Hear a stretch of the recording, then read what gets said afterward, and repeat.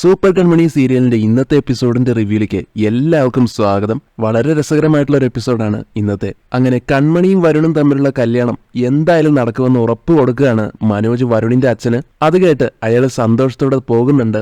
വരുണിന്റെ അച്ഛൻ പോയി കഴിയുന്നതും മനോജിനോട് ശ്രീനിവാസൻ ചോദിക്കുന്നുണ്ട്, മോനെ, നമ്മൾ കൺമണിയോട് കാണിക്കുന്ന ദ്രോഹമായി പോയില്ലേ ഇത്?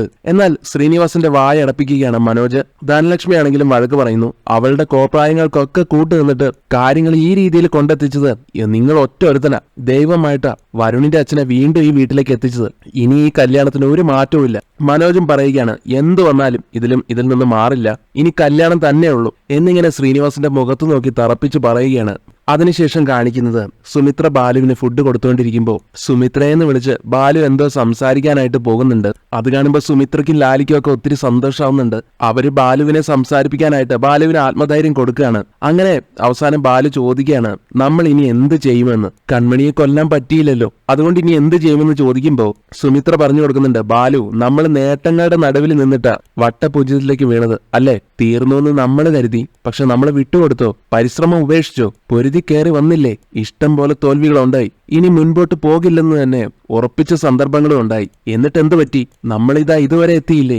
ഇത്രയും സൗഭാഗ്യങ്ങളുടെ നടുവിലെത്തി. ഞാൻ പറഞ്ഞു വന്നത്, ശത്രുക്കളെ ഇല്ലാതാക്കുന്ന കാര്യത്തില് ചില തോൽവികളൊക്കെ സംഭവിച്ചിട്ടുണ്ടാവും. പക്ഷെ നമ്മളെ സംബന്ധിച്ച് അത് പരാജയമേ അല്ല, ലക്ഷ്യത്തിലേക്ക് കൂടുതൽ ശ്രദ്ധിക്കാൻ വേണ്ടിയിട്ട് ഒരു സൂചന മാത്രമാണിത്.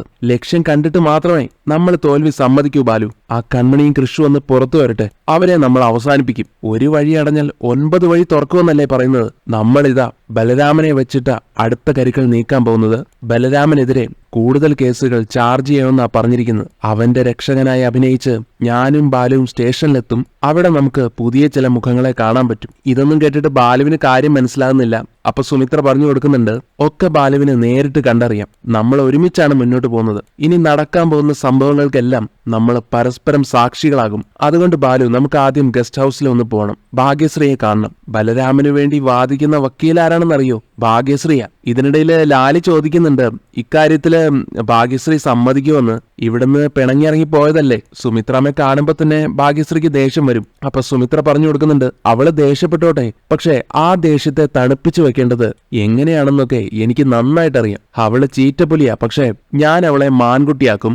ലാലി, നിനക്ക് പ്രധാനപ്പെട്ട ഒരു ജോലിയുണ്ട്. നീ ഒരു സ്ഥലം വരെ പോണം, അലിഗ ഡിസൈൻസിന്റെ ചെയർമാൻ സാഗറിന്റെ വീട്ടിലേക്ക്. അങ്ങനെ ലാലിയെ ചുമതലപ്പെടുത്തുകയാണ് അതിനുവേണ്ടി സുമിത്ര. അതിനുശേഷം കാണിക്കുന്ന ഇവിടെ കൺമണി കാട്ടരുവിയുടെ അരികത്തിരുന്ന് തന്റെ മുഖവും കൈകളും ഒക്കെ കഴുകിക്കൊണ്ടിരിക്കുകയാണ്. കൃഷാണെങ്കിലും മൊബൈലിൽ മാപ്പ് നോക്കി ഏതു വഴി പോയാലാണ് കാടിന് പുറത്തെത്താൻ പറ്റുക എന്ന് നോക്കിക്കൊണ്ടിരിക്കുകയാണ്. ഈ പുഴയുടെ അക്കരെ പടിഞ്ഞാറ് ഭാഗമാണ്, അങ്ങോട്ട് പോയാൽ നമുക്ക് രക്ഷപ്പെടാൻ പറ്റും. പക്ഷേ കൺമണിക്ക് നീന്താനൊക്കെ അറിയോ എന്ന് ചോദിക്കുമ്പോൾ എനിക്കറിയാമെന്നും കുഞ്ഞിലെ നീന്തിയിട്ടെടുത്തും കൺമണി മറുപടി കൊടുക്കുകയാണ്. കൃഷി പറയുന്നുണ്ട്, എനിക്ക് സ്വിമ്മിംഗ് പൂളിൽ നീന്തിയിട്ടുള്ള പരിചയമുള്ളൂ, എന്തായാലും നമുക്ക് പുഴ എടുക്കാൻ ശ്രമിച്ചാലോ? എന്നാൽ കൺമണി പറയും, കണ്ടിട്ട് നല്ല അടിയൊഴുക്കുള്ള പുഴയാണ്, നമുക്ക് വേറെ വല്ല വഴിയും നോക്കിയാൽ പോരെ? നമുക്ക് വന്ന വഴി തന്നെ പോയി നോക്കാം, ചിലപ്പോ ഗുണ്ടകളെ പോലീസ് പിടിച്ചിട്ടുണ്ടെങ്കിലോ? കൃഷാണെങ്കിൽ സംശയത്തോട് ചോദിക്കുന്നുണ്ട്, ഇനിയിപ്പോ അവരെ പിടിച്ചിട്ടില്ലെങ്കിലോ? അതുകൊണ്ടേ ഇപ്പൊ പറഞ്ഞ പ്ലാൻ തന്നെ നല്ലത്. നമുക്ക് പുഴയിലിറങ്ങി പതുക്കെ നടന്നു നോക്കാം. ശരിയെന്ന് സമ്മതിക്കുന്നുണ്ട് കൺമണിയും. അതിനുശേഷം വരുണിന്റെ അച്ഛൻ വരുണിന്റെ അടുത്ത് ചെന്ന്, നീ പറഞ്ഞതുപോലൊക്കെ ഞാൻ അവരോട് സംസാരിച്ചെന്നും കൺമണിയെ എത്തിയാലും ഉടനെ ശ്രീനി ബാങ്ക് രേഖകളിൽ ഒപ്പിടുമെന്നും അറിയിക്കുകയാണ് കേട്ടോ. വരുണിന് ഇത് കേട്ട് സന്തോഷാവുന്നുണ്ട്. ഉറപ്പാണല്ലോ എന്ന് ഒന്നുകൂടെ ചോദിക്കുമ്പോൾ അതേന്നും ഇത്തവണ ഏതാണ്ട് ഉറപ്പിച്ച പോലെ തന്നെയാണെന്ന് പറയാണ് വരുണിന്റെ അച്ഛൻ. എന്നാലും വരുണിന്റെ അച്ഛൻ ചോദിക്കുന്നുണ്ട് തുടർന്ന്, നീ എന്ത് കണ്ടിട്ടാ കാശ് ഇങ്ങനെ വെള്ളം പോലെ ഒഴുക്കിക്കൊണ്ട് കളയുന്നത്? അപ്പൊ വരുൺ തിരിച്ചു ചോദിക്കും, കാശ് ആര് കളഞ്ഞെന്നാ? ഞാനോ? 5 പൈസ ഞാൻ അങ്ങനെ വെറുതെ കളയുമെന്ന് തോന്നുന്നുണ്ടോ അച്ഛന്? പക്ഷെ വലിയൊരു തുകയല്ലേ നീ ഈ ജപ്തിയെന്നും പറഞ്ഞ് ചെലവാക്കാൻ പോകുന്നത്? പിന്നെ അവർക്ക് കൊടുത്ത സ്വർണം 10 ലക്ഷം രൂപ വേറെയും. വരുണപ്പ പറയുന്നുണ്ട് കേട്ടോ, അതെല്ലാം കൂടെ ചേർത്തിട്ടല്ലേ ഞാൻ വീട് എഴുതി വാങ്ങിക്കാൻ പോകുന്നത്. അച്ഛന്റെ മോനെ ആരാ മോൻ? ജപ്തി രേഖകളിൽ ഒപ്പിടാൻ വരുമ്പോ ഞാനൊരു ഡിമാൻഡ് അങ്ങോട്ട് വെക്കും. ജപ്തി ക്ലോസ് ചെയ്യണമെങ്കിൽ വീട് എന്റെ പേരിൽ എഴുതി വെക്കണമെന്ന് പറഞ്ഞിട്ട് മുദ്രപത്രവും വെപ്പിക്കും. ബാക്കിയൊക്കെ വഴിയെ നടക്കുമെന്നേ. ഗതികെട്ട് നിൽക്കുന്നവരുടെ മനഃശാസ്ത്രം അച്ഛൻ അറിയാഞ്ഞിട്ടാ. അവർക്ക് കാശ് മതി, അതിനുവേണ്ടി അവരെന്തില് വേണമെങ്കിലും ഒപ്പിട്ട് തരും. അവരൊപ്പിടാൻ വരുമ്പോഴേ മനോജേട്ടൻ കുറച്ചു നേരത്തേക്ക് അവിടുന്ന് മാറി നിൽക്കും. തന്തപ്പടിയെ ഒറ്റയ്ക്ക് നമുക്ക് കിട്ടിയാലേ കാര്യമുള്ളൂ. ഒറ്റയ്ക്ക് കിട്ടുമ്പോ തർക്കിക്കാനും ന്യായം പറയാനും ഒന്നും പറ്റില്ല. വീട് നമ്മുടെ പേരിലായ പിന്നെ നമ്മൾ വിചാരിക്കുന്നത് അവർ നടത്തിയേ പറ്റൂ. ബാങ്ക് ഇടപാടൊക്കെ കഴിഞ്ഞാൽ ഉടനെ എന്റെയും കൺമണിയുടെയും കല്യാണം. പിന്നെയാണ് അച്ഛാ ഞാൻ ആരാണെന്ന് അവൾ മനസ്സിലാക്കാൻ പോകുന്നത്. എന്നാൽ ഇതെല്ലാം കേട്ടിട്ട് വരുണിന്റെ അച്ഛൻ പറയുന്നുണ്ട്, അവൾ ആരാണെന്ന് നീ മനസ്സിലാക്കിയിട്ടുണ്ട്. നിന്നെ അടിച്ചു ചുരുട്ടി ഇരുത്തിയ ആളാണ് അവള്. ഓ, അതൊക്കെ പ്രതീക്ഷിക്കാത്ത അവസരത്തില് സംഭവിച്ച കാര്യങ്ങളല്ലേ. ഇനിയുള്ള നീക്കങ്ങള് ഫുള്ള് തയ്യാറെടുപ്പോട് കൂടിയാ. അവളെ ഒരു പാഠം പഠിപ്പിച്ചു കഴിഞ്ഞാൽ കറിവേപ്പില പോലെ അവളെ ഞാൻ വലിച്ചെറിയും അച്ഛാ. ആ കൃഷുമായിട്ടുള്ള ബന്ധം എണ്ണിപ്പറഞ്ഞ് അവളുടെ ജീവിതം ഞാൻ നരകമാക്കി തീർക്കും. അവളെ കൊണ്ട് ആത്മഹത്യ ചെയ്യിപ്പിക്കും, അല്ലെങ്കിൽ ഭ്രാന്ത് പിടിപ്പിച്ച് വല്ല ഭ്രാന്താശുപത്രിയിലും കൊണ്ടിടും. നമ്മുടെ സഹായം കിട്ടിയിട്ടുള്ളതുകൊണ്ട് അവളുടെ ചേട്ടനും ചേട്ടത്തിയും അമ്മായിമാരും ഒക്കെ നമ്മുടെ കൂടെ തന്നെ നിൽക്കും. എന്നാൽ വരുണിന്റെ അച്ഛൻ പറയുന്നുണ്ട്, പക്ഷെ അവളുടെ അച്ഛൻ ശ്രീനി ഉണ്ടല്ലോ, അവളുടെ കൂടെ തന്നെ നിൽക്കും. ഓ, അയാളെ ആര് മൈൻഡ് ചെയ്യാൻ പോകുന്നു? അയാൾക്ക് എന്തോ സീരിയസ് അസുഖമല്ലേ. മോളുടെ അവസ്ഥ കണ്ട് അയാൾക്ക് അറ്റാക്ക് വന്ന് തട്ടിപ്പോക്കോളും. ഇതെല്ലാം കേട്ട് വരുണിന്റെ അച്ഛൻ അപ്പോഴും സംശയമാണ് ഇതെല്ലാം നടക്കുമെന്നുള്ള കാര്യത്തില്. എന്നാൽ വരുൺ നല്ല കോൺഫിഡൻസ് ആയിട്ട് പറയും, വിചാരിക്കുന്നതിനേക്കാൾ അപ്പുറത്തെ കാര്യങ്ങൾ നടക്കുമെന്ന് പറഞ്ഞിട്ട്. ആ കാര്യങ്ങളെല്ലാം വിചാരിച്ച പോലെ നടന്നാലേ നിന്നെ ഞാൻ സമ്മതിച്ചിരിക്കുന്നു എന്ന് അച്ഛൻ പറയുന്നത് കേട്ട്, അച്ഛൻ കണ്ടോ ആ കൺമണി ഉണ്ടല്ലോ, നമ്മുടെ വീട്ടിൽ കിടന്നിട്ട് ചക്രശ്വാസം വലിക്കും.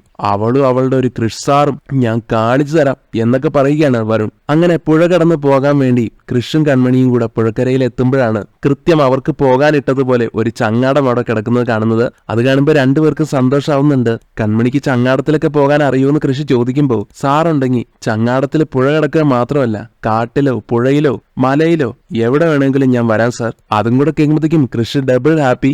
ഞാൻ എന്തായാലും ആ ചങ്ങാടം കരയ്ക്ക് അടുപ്പിക്കട്ടെ എന്ന് പറഞ്ഞാൽ വേഗം തിടുക്കപ്പെട്ട് പോവാണ്. അങ്ങനെ പുഴയിലേക്ക് ചാടി ആ ചങ്ങാടത്തിന്റെ അടുത്ത് ചെന്ന് അത് കരയിലേക്ക് വലിച്ചു കൊണ്ടുവരാൻ ശ്രമിക്കുകയാണ് കൃഷ്. എന്നാൽ അത് വലിച്ചു നീക്കി കൊണ്ടുവരുന്നതിനിടയിൽ കൃഷിന് ബാലൻസ് നഷ്ടപ്പെടുകയാണ്. ഇടയ്ക്ക് പുഴയിലേക്ക് മുങ്ങി താഴുന്നുണ്ട്. കൺമണിക്കാണെങ്കിലും അത് കാണുമ്പോൾ വല്ലാത്ത ടെൻഷൻ ആവുകയാണ്. നീന്താൻ പറ്റാതെ ആവുന്ന കൃഷ് പുഴയിലേക്ക് ശരിക്കും മുങ്ങിപ്പോകുന്ന ഒരു ഘട്ടം എത്തുമ്പോൾ ശരിക്കും പേടിച്ചു പോകുന്ന കൺമണിയാണെങ്കിൽ പിന്നെ ഒന്നും നോക്കിയില്ല. കൺമണി വേഗം പുഴയിലേക്ക് ചാടുകയാണ്. ശേഷം കൃഷി നിൽക്കുന്ന സ്ഥലത്തേക്ക് നീന്തി പോയി കൃഷിനെയും പിടിച്ചു വലിച്ചുകൊണ്ട് കരയിലേക്ക് കൊണ്ടുപോകുന്നുണ്ട് കഷ്ടപ്പെട്ടിട്ട്. പക്ഷേ കൃഷിനാണെങ്കിൽ അപ്പോഴത്തേക്കും ബോധം പോയിട്ടുണ്ടായിരുന്നു. കൺമണി കുലുക്കി വിളിക്കുന്നുണ്ട് കൃഷിനെ, നെഞ്ചത്ത് പ്രസ് ചെയ്യുന്നുണ്ട്. പക്ഷേ എന്നിട്ടും കൃഷി ഉണരുന്നില്ല. അവസാനം കൺമണി കൃഷിന് കൃത്രിമശ്വാസം നൽകി കൃഷിനെ ബോധം തിരിച്ചുകൊണ്ട് വരികയാണ് കേട്ടോ. കണ്ണു തുറന്ന് കാണുമ്പോൾ കൺമണിക്ക് ഒത്തിരി ആശ്വാസമാവുന്നുണ്ട്.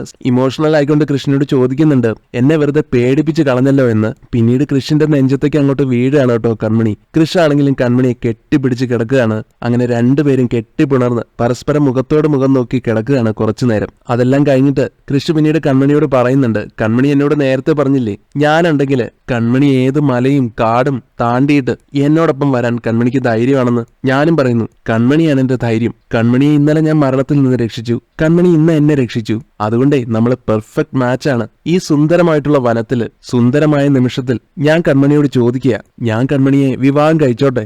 ആ ചോദ്യത്തിന് മുൻപില് കൺമണി ഒന്ന് ഞെട്ടുന്നുണ്ട്. എന്നാൽ കൃഷ് കൺമണിയുടെ കൈകളിൽ തൊട്ടുകൊണ്ട് ചോദിക്കുകയാണ് വീണ്ടും, കൺമണിക്ക് എന്നെ വിവാഹം കഴിക്കാൻ സമ്മതമാണോ എന്ന്. വിൽ യു മാരി മീ എന്ന്. കൺമണിയാണെങ്കിൽ ഒന്നും മിണ്ടാതെ സ്തബ്ധയായിട്ട് നിൽക്കുകയാണ്. എന്നാൽ കൃഷിന്റെ ഈ പ്രൊപ്പോസിംഗില് സന്തോഷവും തോന്നുന്നുണ്ട്. ഒന്നും പറയാതെ ഇങ്ങനെ നിൽക്കുന്ന കാണുമ്പോൾ കൃഷി വീണ്ടും ചോദിക്കുകയാണ്, കൺമണി എന്തോ ഒന്നും പറയാത്തത്? ഞാൻ ചോദിച്ചു കേട്ടില്ലേ? കേട്ടു എന്ന് മറുപടി കൊടുക്കുന്നുണ്ട് കൺമണി. അപ്പൊ കൃഷി ചോദിക്കും, പിന്നെന്തോ ഒന്നും പറയാത്തത്?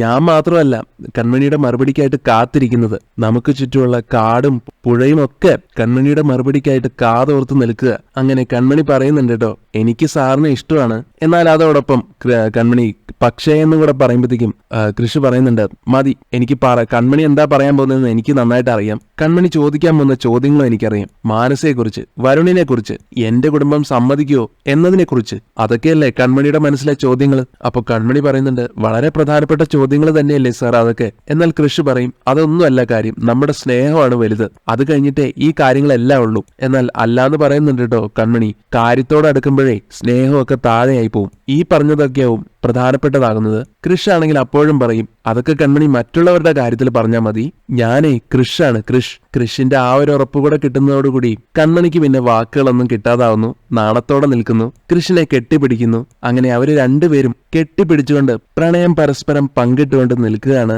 പിന്നീട് കാട്ടിലൂടെ അങ്ങനെ നടന്നുകൊണ്ടിരിക്കുമ്പോൾ കാട്ടുതേൻ രുചിക്കാനൊക്കെ ഒരു അവസരം കിട്ടുകയാണ് അവർക്ക്. കളിചിരികളും തമാശകളും ഒക്കെയായി അവര് രണ്ടുപേരും എല്ലാം മറന്ന് ഒന്നായിരിക്കുന്ന മനോഹര നിമിഷങ്ങളാണ് പിന്നീട് അങ്ങോട്ട് മുഴുവൻ കാണിക്കുന്നത്. കൺമണിക്ക് വേണ്ടി പേരൊക്കെയെല്ലാം കൃഷി പറിക്കുന്നുണ്ട്. അവർ രണ്ടുപേരും അത് ആസ്വദിച്ച് കഴിക്കുന്നുണ്ട്. അങ്ങനെ അത് കഴിച്ചുകൊണ്ട് നടക്കുന്നതിനിടയിൽ കൃഷിനൊരു കോള് വരികയാണ്. കോള് വരുന്നതോടുകൂടി കൃഷിന് മനസ്സിലാവുകയാണ് റേഞ്ച് കിട്ടിയെന്നുള്ള കാര്യം. മഹിയാണ് കേട്ടോ വിളിക്കുന്നത്.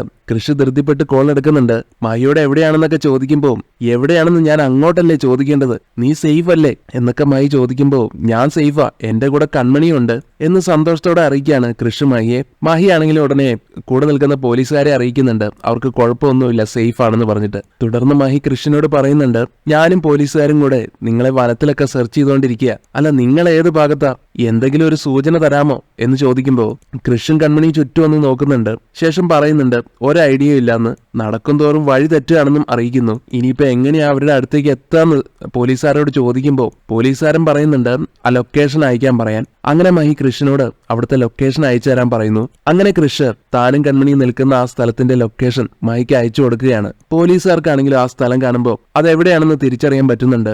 അങ്ങനെ അവര് കൃഷിന്റെയും കൺമണിയുടെ അടുത്തേക്ക് പോകാൻ തുടങ്ങുന്നു. ഇവിടെ സാഗറും സുജാതയാണെങ്കിൽ വിഷമിച്ചിരിക്കുകയാണ് കാര്യങ്ങളൊന്നും അറിയാതെ. അപ്പൊ ആന്റിയമ്മ വന്നിട്ട് നിങ്ങളിങ്ങനെ എപ്പോഴും വിഷമിച്ചിരുന്നാലോ, ഇതുവരെയായിട്ട് ഒന്നും നിങ്ങൾ കഴിച്ചിട്ടില്ല, ഞാനേ ഭക്ഷണം എടുക്കട്ടെ എന്നിങ്ങനെ പറയുമ്പോൾ ചേച്ചിയമ്മ ഞാൻ പറഞ്ഞില്ലേ എനിക്കിപ്പോ ഒന്നും വേണ്ട, അവനൊന്നിങ്ങ് വന്നോട്ടെ എന്നിട്ട് മതി ഭക്ഷണമൊക്കെ. എന്നാൽ ആന്റിയമ്മ സുജാതയെ ആശ്വസിപ്പിക്കുകയാണ് അവനിങ്ങ് എത്തുമെന്ന് പറഞ്ഞിട്ട്. കൺമണിയും കൃഷുവാണെങ്കിൽ മഹിയും പോലീസുകാരെയും വെയിറ്റ് ചെയ്തുകൊണ്ട് നിൽക്കുകയാണ്.